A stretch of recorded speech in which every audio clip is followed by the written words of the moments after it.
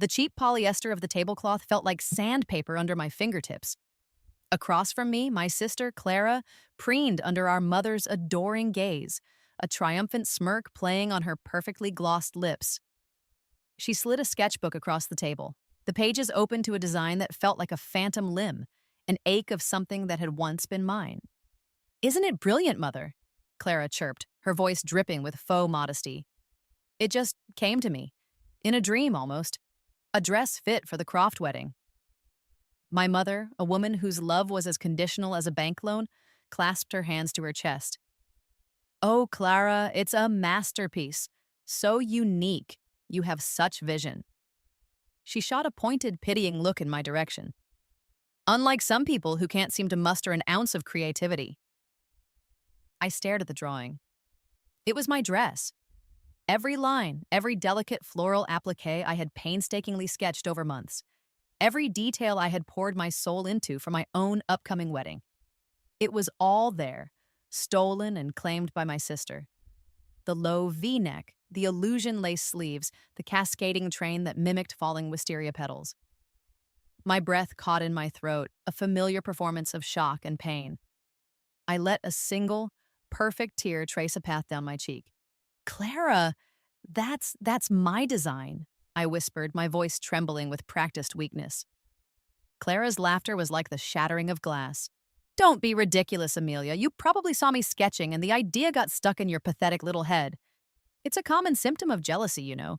You and your sad little wedding to that— what's his name? Liam. You're marrying a nobody, and I'm marrying Julian Croft. We're simply not in the same league. It's only natural you'd want what's mine." My mother nodded sagely. "Clara's right, Amelia. You've always had a tendency to be dramatic. Now stop making a scene. We need to find a seamstress who can do justice to Clara's brilliant design. Yours can be something simple. Off the rack. It's more appropriate for your station anyway." They chattered on, their voices a venomous buzz, dissecting the fabric choices and laughing about how stunning Clara would look. They believed they were stealing my one singular creation, my last grasp at a moment of beauty in a life they had made relentlessly gray. They thought they were breaking me. I lowered my head, hiding the cold, serene smile that touched my lips. They had no idea this was the second time I had watched this exact scene unfold. They didn't know they were falling perfectly into a trap I had laid for them across time itself. In my last life, their cruelty had killed me. In this life, it would be the instrument of their spectacular ruin. They were so busy stealing my past they couldn't see I was already living in a future they could never touch. A future where my real wedding dress, a masterpiece of silk and starlight, was already being hand-stitched in a quiet, sun-drenched atelier in the heart of Paris. My first life was a long, slow lesson in worthlessness. I was the elder daughter, but it was a title devoid of privilege. From the moment Clara was born, a cherubic, blue-eyed tyrant, I became invisible. I was the shadow that made her light seem brighter, the drab background that allowed her colors to pop. Our family album was a testament to this hierarchy. There was Clara in a frilly pink tutu at her first ballet recital, Clara with a blue ribbon from the Pony Club, Clara blowing out the candles on a mountain of a birthday cake. I was usually on the edge of the frame, if I was there at all, a blur of brown hair and hand-me-down clothes, my expression perpetually muted. Our parents orchestrated this disparity with the precision of master conductors. My father, a man perpetually disappointed that I wasn't a son and that Clara wasn't a prodigy, was a ghost in our house. His presence felt only through his checkbook, which opened exclusively for Clara. He funded her whims, her private tutors, her designer wardrobe, all while telling me that a university education was a waste of money for a girl who'd just get married anyway. My mother was the architect of my daily misery. She was a narcissist of the highest order, viewing Clara as a flawless extension of herself and me as a personal failing. "Sit up straight, Amelia, you slouch like a washerwoman," she'd snap. "For heaven's sake, can't you do something with that hair? You look so plain." My good grades were ignored. My attempts at art or music were dismissed as amateurish. When I won a citywide essay competition in high school, she forgot to attend the ceremony because Clara had a terribly important fitting for a new dress. The financial abuse was as constant as it was casual. When I managed to secure a significant academic scholarship for college, my parents intercepted the letter. They sat me down at the dining room table, their faces masks of strained seriousness. "We've decided to manage this money for you, dear," my father said, not meeting my eye. "It will go into the family account for safekeeping." The family account was a slush fund for Clara's ever-escalating desires. My scholarship paid for her brand new convertible, her spring break trip to Cancun, and a series of disastrous forays into fashion design that resulted in nothing but piles of expensive, ruined fabric. I worked 2 part-time jobs all through college to pay for my own books and tuition fees, my hands raw from washing dishes and my eyes burning from late nights studying. Every cent I earned was scrutinized. "Why do you need a new coat, Amelia? The old one is perfectly fine," my mother would say, even as she returned from a shopping spree with Clara, their arms laden with glossy bags from high-end boutiques. Through it all, I met Liam. He was a quiet, unassuming engineering student with eyes that saw past the drab exterior my family had imposed on me. He saw the fire in my mind, the strength in my spirit. He listened to my ideas, celebrated my small victories, and held me when the weight of my family's disdain became too much to bear. Our love was a quiet, secret garden in the middle of a toxic wasteland. When he proposed with a simple, elegant ring he'd saved for months to afford, it was the first truly joyful moment of my life. My family, of course, soured it instantly. "Liam?" My mother scoffed when she saw the ring. "He's nice, I suppose. A bit bland. What does his family do?" "He's an engineer, Mother. He's brilliant. He's developing new software." She waved a dismissive hand. Yes, a tinkerer. "Well, don't expect a large wedding. We're putting all our resources into Clara's. She's just gotten engaged to Julian Croft." The name was spoken with the reverence usually reserved for royalty. The Crofts were old money, a local dynasty whose name was plastered on museums and hospitals. Julian was their heir, a handsome, slick charmer who dripped condescending charisma. My parents were ecstatic, preening over their good fortune. A Croft in the family. It was everything they had ever wanted. That was when the final, fatal chapter of my first life began. With Clara's lavish wedding on the horizon, mine was treated as an inconvenient afterthought. I was given a shoestring budget and told to make do. Denied the dress of my dreams, I decided to make it myself. I poured every spare moment, every ounce of my forgotten creativity into that design. It was more than a dress. It was a rebellion. It was proof that I was more than the gray smudge they saw, and Clara, in an act of breathtaking malice, stole it. She wore my heart, my soul, my one beautiful thing, to her own wedding a week before mine. The guests, many of whom would be attending both events, whispered and stared. By the time my wedding day arrived, I was a punchline. "Oh, look, she's wearing a copy of her sister's dress." The humiliation was a physical force, a hot, suffocating blanket. But the universe, it seemed, had its own cruel jokes to play. Just months after their wedding, the Croft empire crumbled. It was a house of cards, built on fraud and embezzlement. Julian was not a charming heir. He was a desperate con man. The family fortune vanished overnight, and he became a violent, abusive drunk. My family, incapable of admitting their own monumental misjudgment, turned their fury on me. My unlucky marriage to the nobody, Liam, was somehow to blame. They claimed my resentment had brought a curse upon them.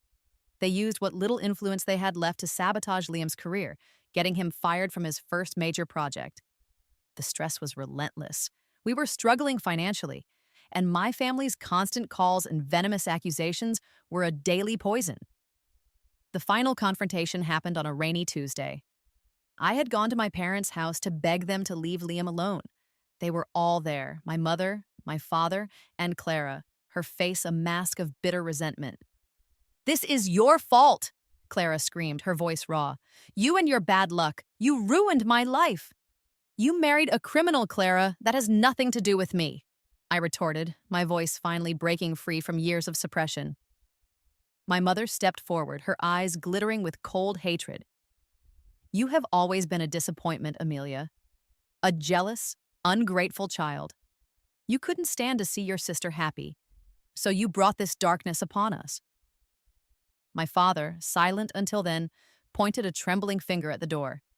"Get out. You are no longer our daughter." The words hit me with the force of a physical blow. I stumbled backward, my heart shattering.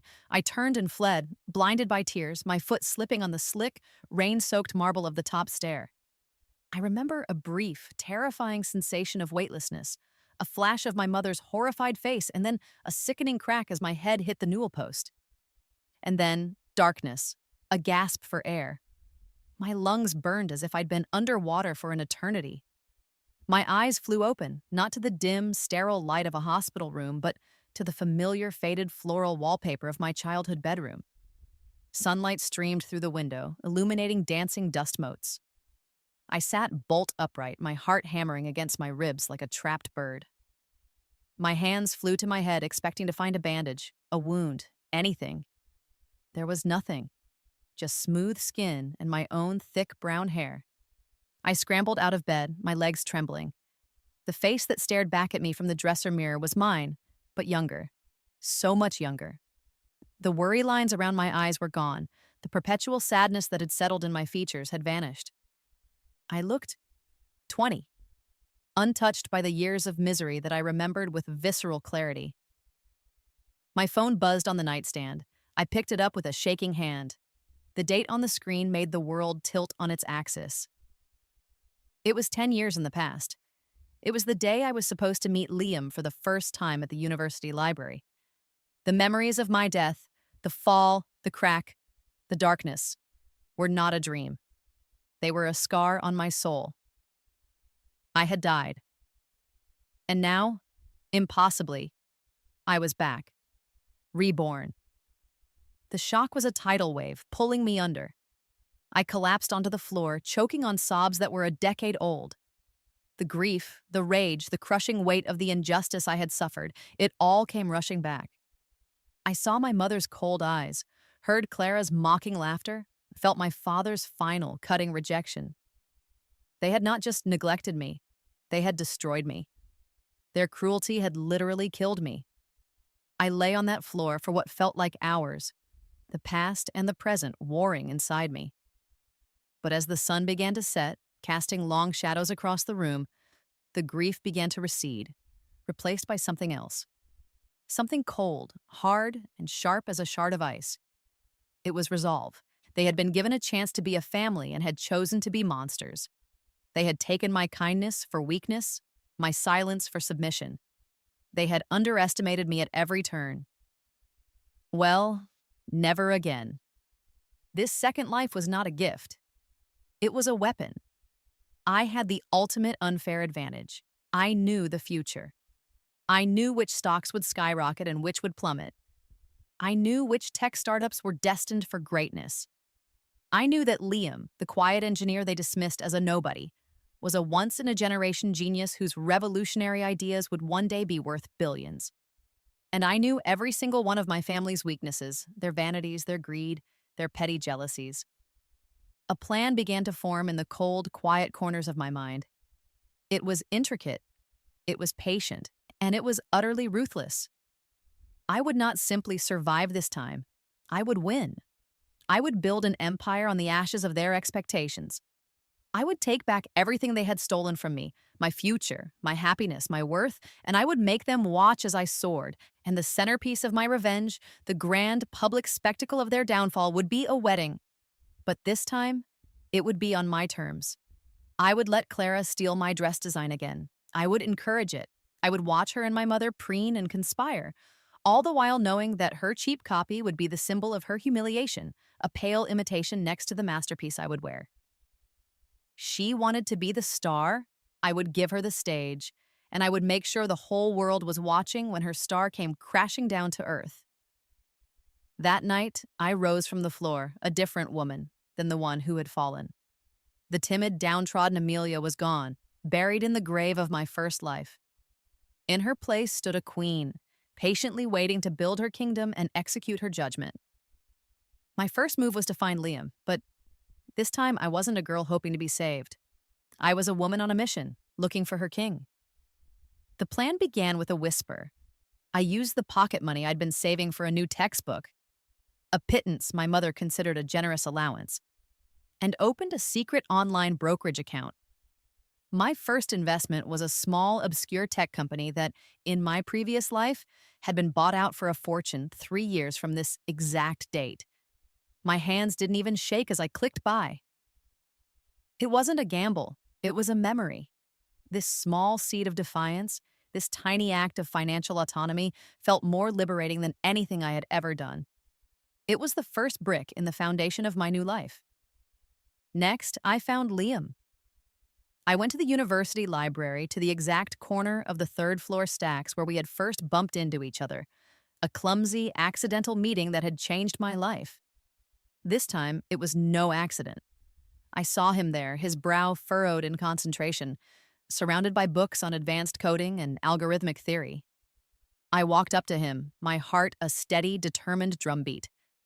"You're Liam," I said, not as a question, but as a statement. He looked up, startled. His eyes, the same kind, intelligent eyes I had fallen in love with, widened in surprise. "I am. Have we met?" "Not yet," I smiled, a real, confident smile that felt foreign on my face. "But we're going to. You're working on a predictive analytics model, aren't you? I think your core assumption about data processing is flawed. You should be using a neural network approach." The look on his face was a delicious cocktail of shock and intrigue. In our first life, I had been too intimidated by his genius to ever challenge it. I was just the supportive girlfriend, nodding along to things I barely understood. But this Amelia had lived through the future he was trying to build. I had seen what worked and what failed. For the next hour, we talked, not as strangers, but as intellectual equals. By the time we left the library, the spark between us was not just one of romance, but of a formidable partnership. Our relationship grew in secret. To my family, I was still the same mousy, obedient Amelia. I did my chores, endured their barbs, and handed over the bulk of my wages from my part-time job at the campus bookstore. They never suspected that the other part of my wages was being funneled into my growing stock portfolio. They never knew about the late nights I spent with Liam, not just as his girlfriend, but as his co-founder, using my future knowledge to guide his raw genius. We refined his software, identified market gaps he couldn't yet see, and laid the groundwork for a company that would, in time, shake the world. I was his secret strategist, his Cassandra, whispering the cheat codes to the future directly into his ear. Meanwhile, I set the stage for the main event. Just as before, I started designing my wedding dress. I bought a beautiful leather-bound sketchbook and filled it with drawings. I left it out on my desk, open to the pages detailing the wisteria-inspired gown. I would accidentally leave fabric swatches of lace and silk where my mother would find them. "What's this nonsense, Amelia?" she asked one afternoon, picking up a swatch of Chantilly lace with disdain. "Planning a wedding you can't afford?" "It's just a dream, Mother," I said softly, playing my part. "A girl can dream, can't she?" The bait was laid. I knew Clara's envy and laziness like the back of my hand. She wouldn't be able to resist such an easy target. Sure enough, a week later, I noticed my sketchbook had been moved. A few days after that, Clara started making her own preliminary sketches, which were, miraculously, almost identical to mine. While she and my mother were busy plotting their grand theft, I was making my real move. My initial small investments had blossomed. The obscure tech company was bought out, just as I'd known it would be, and my initial hundreds of dollars had multiplied into tens of thousands. I rolled that money into another surefire bet, a biotech firm on the verge of a breakthrough. Within a year, I had a small secret fortune at my command. It was enough. Through a series of encrypted emails and discreet wire transfers, I contacted the one person who could bring my true vision to life. Madame Dubois, the legendary Parisian couturier. She was an artist whose creations were reserved for royalty and billionaires, a woman notoriously selective about her clientele.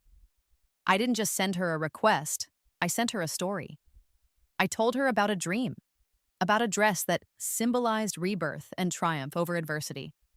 I sent her my real designs, sketches I had kept hidden, which were far more intricate and beautiful than the decoy I'd left for Clara. To my astonishment, she agreed. The process was a covert operation. Measurements were sent via a trusted intermediary. Fabric samples were delivered in plain brown boxes to a post office box I had rented. We had video calls in the dead of night where I would sit in my parked car, whispering my ideas to a legend an ocean away. The decoy dress was a simple, pretty melody. The Paris dress was a symphony. As my wedding to Liam approached and Clara's to Julian Croft, my family's behavior followed the script of my past life with perfect, predictable cruelty. They pushed for a double wedding, praising Clara's frugal and sentimental idea to share the day. I feigned tears and reluctance before finally giving in to their pressure. "Don't worry, darling," my mother cooed, patting my hand with false sympathy. "It will be lovely. No one expects your side of the affair to be as grand as Clara's. It's for the best, really. It saves us all from embarrassment." My father, ever the pragmatist, was already dreaming of the Croft connection. He began moving a substantial amount of his own savings and what was left of the family's wealth into Croft Industries. Julian had been feeding him a steady diet of insider tips about an imminent explosive growth in the company's stock. My father, blinded by the Croft name and his own desperate greed, swallowed it all hook, line, and sinker. The week before the wedding, the Paris dress arrived. It was shipped in a large, anonymous crate addressed to Liam's apartment, marked as industrial machine parts. We opened it together. As the tissue paper fell away, even the air in the room seemed to hold its breath. It was more than a dress. It was a promise. It was the armor I would wear for my final battle. I let Liam carefully place it in a garment bag, hiding it deep in his closet. Then I went home to my family and listened to them mock the simple, off-the-rack dress I had purchased as my final decoy, the one they believed I would be wearing. I endured their pitying looks and condescending advice, and I smiled. The trap was set. The players were in position. All that was left was for the curtain to rise.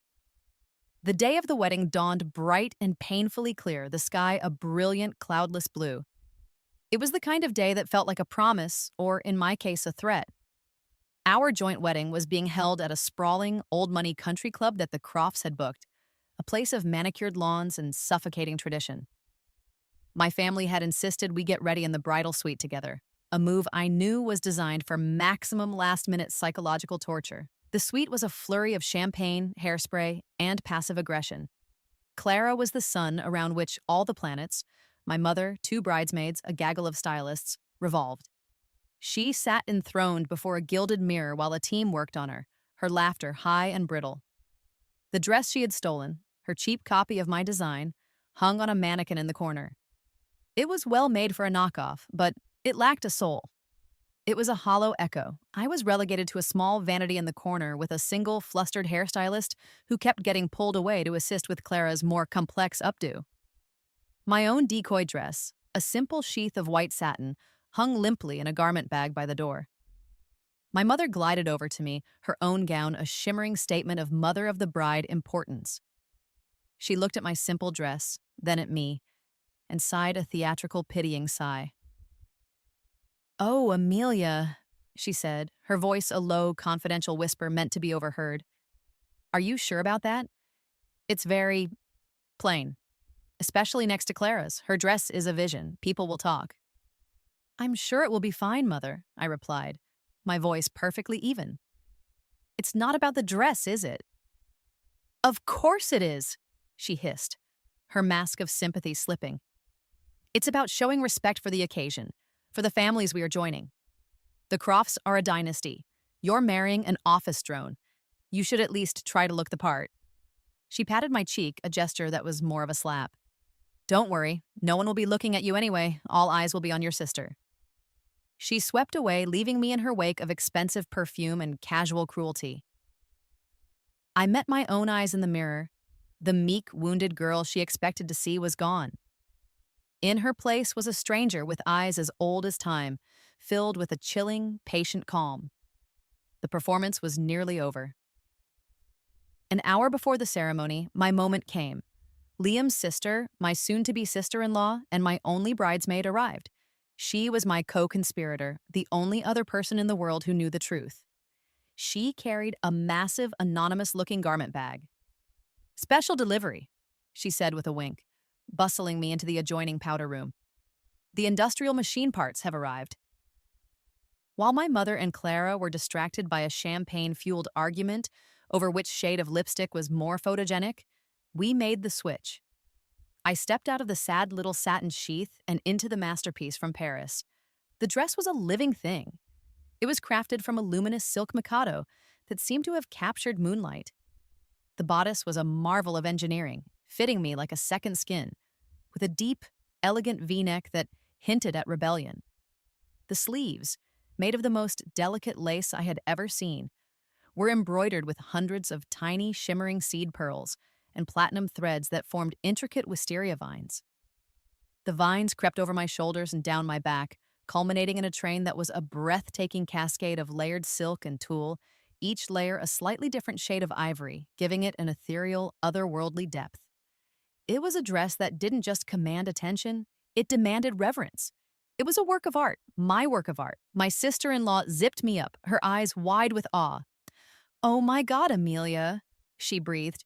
You're a queen." When I stepped out of the powder room, the bridal suite fell silent. The chatter, the laughter, the music, it all died. Clara, mid-sip of champagne, froze, her glass hovering halfway to her lips. My mother, who had been fluffing Clara's train, dropped the fabric as if it had burned her.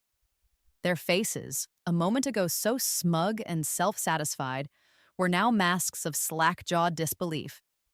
My mother was the first to find her voice, though it was a choked, strangled thing. What?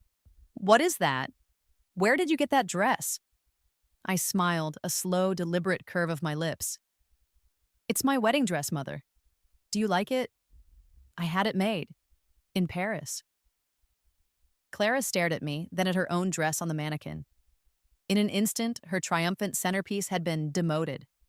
It now looked exactly like what it was: a cheap, soulless imitation. A caricature. The fine details she had been so proud of looked clumsy and garish, next to the sublime artistry of my gown. The blood drained from her face, replaced by a blotchy, furious red. You bitch," she whispered, her voice shaking with rage.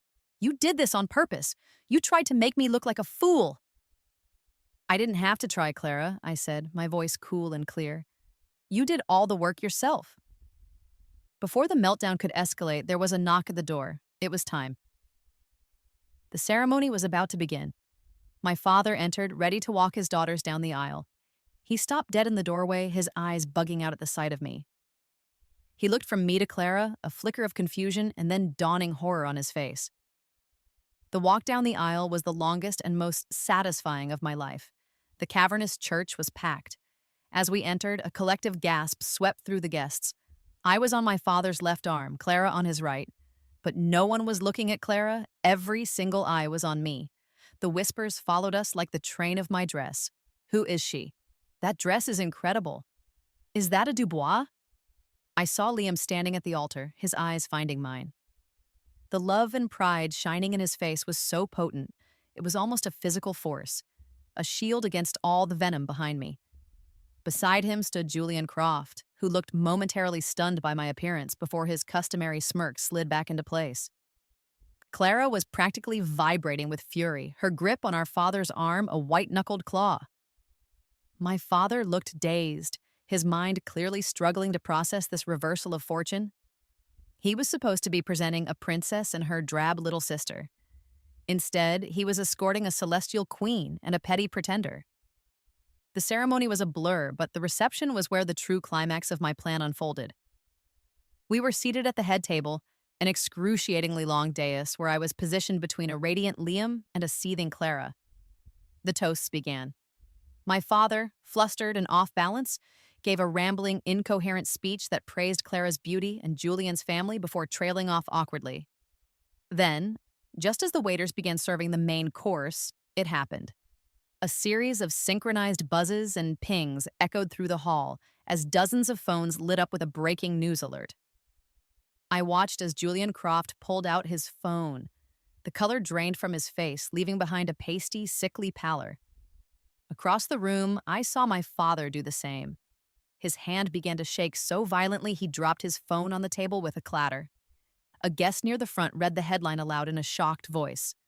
Croft Corporation collapses amidst massive fraud scandal. CEO and son Julian Croft under federal investigation. The silence in the hall was absolute. Every eye turned to Julian, who was now sweating profusely, his slick charisma melting away to reveal the terrified rat underneath. My father let out a choked gasp, clutching his chest. He had poured everything he had, every last cent of the family's wealth, into that fraudulent company on Julian's tip. He was ruined. Julian shot to his feet, knocking over his chair. He gave Clara a look of pure disgust. "Don't call me," he spat, before turning and practically running from the room, pursued by a flurry of frantic whispers and the flash of camera phones. Clara sat frozen, a perfect statue of public humiliation. Her fairy tale wedding had just imploded in the most spectacular fashion imaginable. Her prince was a frog, a crook, and her kingdom was a lie. But I wasn't finished. Liam stood up, tapping his glass for attention. The room, already electric with drama, fell silent again. He looked at me, his eyes soft and full of love.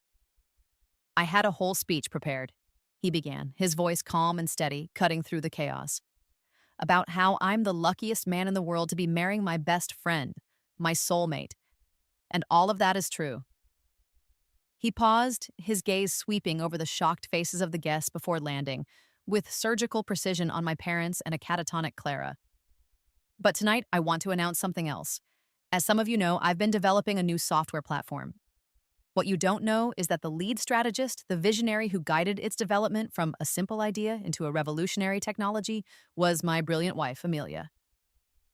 A murmur went through the crowd. My mother's head snapped up, her expression one of utter bafflement. "And I'm thrilled to announce," Liam continued, his voice ringing with triumph, "that as of this morning, our company was acquired by one of the largest tech firms in the world. The deal was finalized for just over $2 billion. The collective gasp this time was a hurricane. $2 billion. The number hung in the air, shimmering and impossible. My father, who had been slumped in his chair, looked like he had been struck by lightning. Liam's smile turned icy as he looked directly at my family. "I'd like to extend a special thank you to my new in-laws. Your years of, shall we say, underestimating Amelia gave her the fire and the freedom she needed to build her own empire.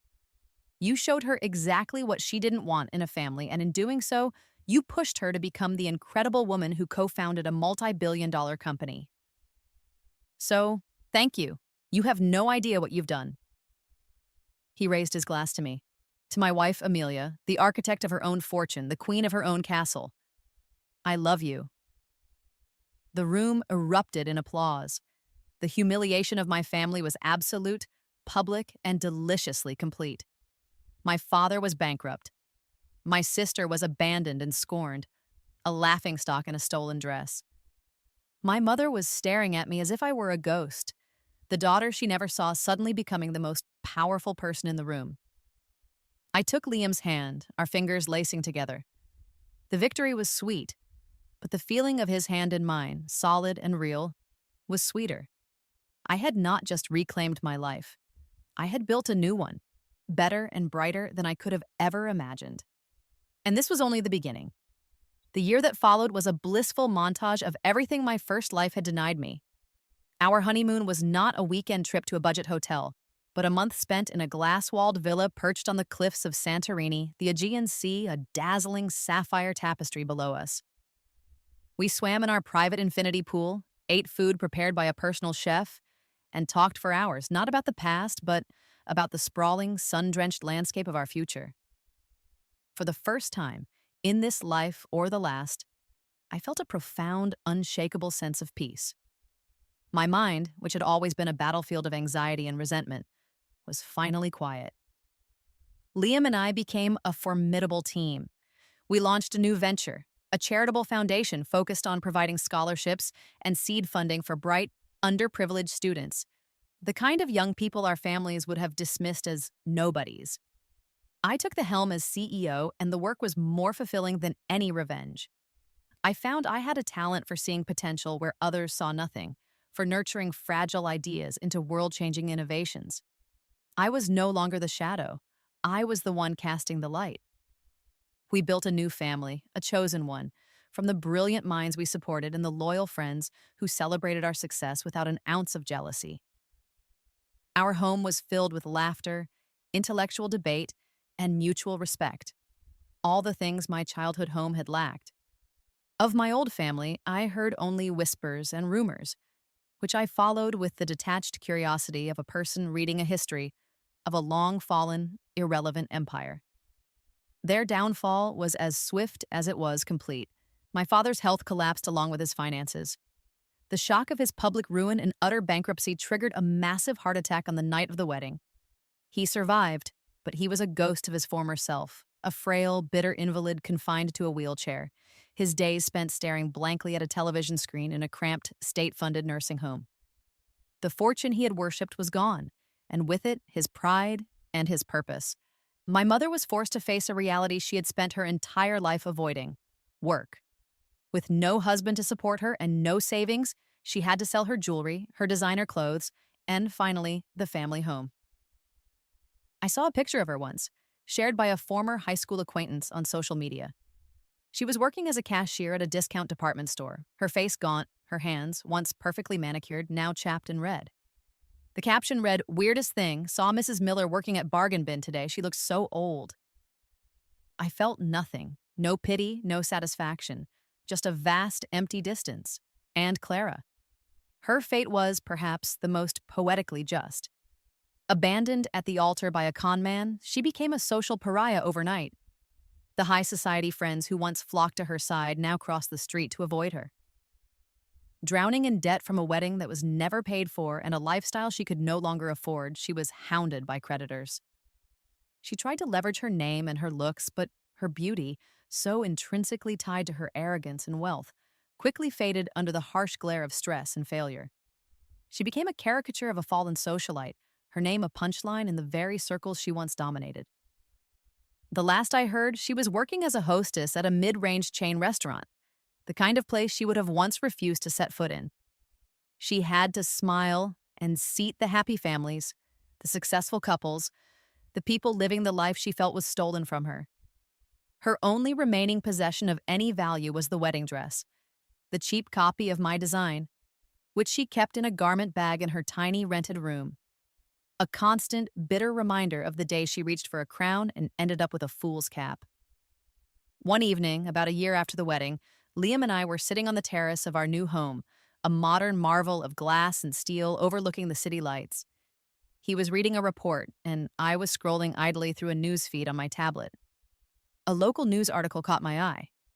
It was a small human interest story about the housing crisis. The featured photo was of a couple being evicted from their suburban home, their possessions piled on the curb. It was my parents. I stared at the image. My father slumped in his wheelchair, my mother weeping beside a pile of cardboard boxes. The timid girl from my first life might have felt a pang of guilt, a sense of familial duty. But she was long gone. I felt nothing but the quiet finality of a chapter closing. They were strangers now, the villains from a story that was over. I locked the tablet and set it aside. The cool night air felt clean against my skin. Liam looked up from his work, his eyes finding mine. He didn't need to ask what I was thinking. He just knew. "Are you okay?" he asked softly. I leaned my head on his shoulder, breathing in the familiar, comforting scent of him. I looked out at the glittering expanse of the city, a world of infinite possibility that we were building together. "I'm perfect," I said. And for the first time in 2 lives, it was the absolute truth. The ghosts of the past were finally silent, vanquished not by rage, but by a life well lived. Justice wasn't just about their ruin, it was about my peace.